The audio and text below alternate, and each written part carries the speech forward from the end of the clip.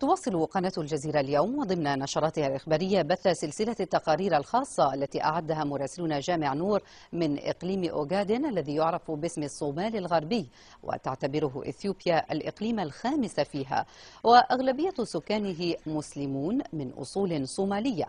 في عام 1954 قامت إثيوبيا بضم أوغادن الذي كان جزءا من الصومال الكبير، وفي الفترة بين عامي 64 و 67 اندلعت حرب بين إثيوبيا والصومال بسبب السيطرة على الإقليم. وفي عام 77 تمكن الجيش الصومالي من السيطرة على أوغادن، وبعد ذلك بعام هزمت قوة إثيوبيا الجيش الصومالي واستعادت سيطرتها على الإقليم. وفي عام 84 تأسست حركتان هما الحركة الوطنية لتحرير أوغادن والحركة الوطنية لتحرير الصومال الغربي، وقد أدت هزيمة الجيش الصومالي إلى مطالبة سكان أوغادن بإقامة كيان مستقل لهم. تسود الإقليم حالة من التوتر بسبب استمرار الاشتباكات بين سكانه والجيش الإثيوبي. في التقرير التالي كاميرا الجزيرة أول وسيلة تلفزيونية تصل إلى معاقل الجبهة الوطنية لتحرير أوغادن، واحدة من أبرز الحركات المسلحة التي ترفع السلاح في وجه إثيوبيا.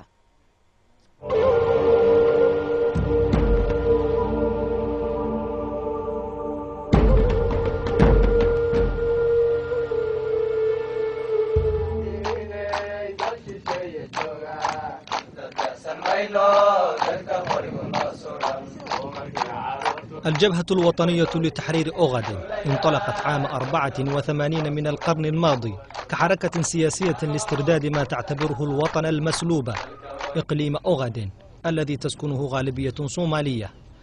لكن وبعد سقوط حكومة منغيستو وتولي جبهة EPRDF زمام الحكم في إثيوبيا، لاحت في الأفق تسوية سلمية حول مصير الإقليم على غرار إريتريا، إلا أنها لم تدم طويلا.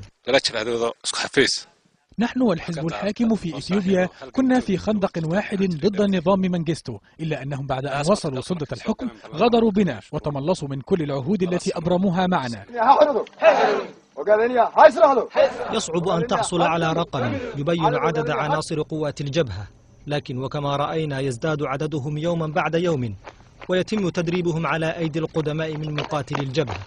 وتتهم أديس أبابا نظام أسمرة بتقديم السلاح والتدريبات العسكرية لهم، اتهام تنفيه الجبهة بشدة.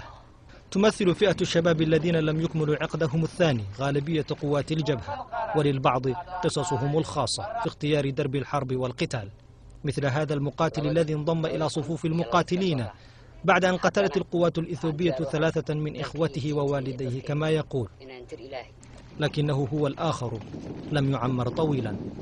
فبعد أيام من لقائنا معه أبلغنا أنه لقي مصرعه في إحدى المواجهات بين القوات الإثيوبية والجبهة. حكومة الغابات حاليا والمدن والقرى مستقبلا، هكذا يصفون أنفسهم، وهم يقطعون المسافات الطويلة كل يوم وسط هذه الأدغال التي قلما وطئت بعضها قدم إنسان. وبمنأ عن أعين القوات الإثيوبية يعقدون اجتماعاتهم ليخططوا في فترة وجيزة ما يمكن إنجازه خلال عدة أشهر. عبد الكريم شيخ عثمان القائد الأعلى لمقاتل الجبهة تعتبره الحكومة الإثيوبية رأس الأفعى وتسعى للتخلص منه بكل الثمن، بينما يعتبره مقاتله قائدا موهوبا.